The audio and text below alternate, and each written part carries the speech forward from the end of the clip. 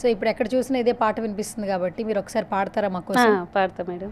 ఎర్ర ఎర్ర రూమలు గట్టి ఏడికోతున్నావు బావా, ఎర్ర ఎర్ర రూమలు గట్టి నాగమొఖం నలికే సన్నం నగితే పనం పోతది బావా, నాగమొఖం నలికే సన్నం పచ్చ పచ్చ వంగులు దొడిగి ఏడికోతున్నావు బావా, పచ్చ పచ్చ వంగులు దొడిగి నాగమొఖం నలికే సన్నం నగితే పనం పోతది బావా, నాగమొఖం నలికే సన్నం. బాగుంది actually. So first of all పాటలు పాడాలని చిన్నప్పటి నుంచి ఉండింది కదా, చదువు రాకపోయినా కూడా పాటలు పాడాలని ఇంట్రెస్ట్ ఉండింది.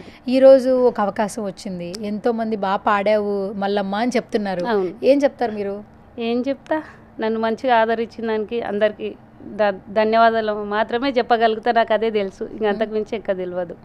మీ ఊర్లో అందరూ ఏం చెప్తున్నారు? పొద్దున్న లేగిస్తే మీరు అక్కడే ఉంటారు కదా, అందరూ మిమ్మల్ని యూట్యూబ్ లో చూస్తున్నారు, పాటలు వింటూ ఉన్నారు, ఇంటర్వ్యూలు చేస్తా ఉన్నారు, ఏం చెప్తున్నారు? ఏం చేద్దాం, మంచిగా వచ్చింది, ఇన్ని రోజులు ప్రయత్నం చేసినావు కదా, ఇప్పుడు నీకంటూ ఒక పేరు వచ్చింది, అట్లే ముందుకు వెళ్ళిపో, మీ పిల్లలకి ఆదరవు అవుతుంది అన్నట్టు చెప్తారు. ఓకే.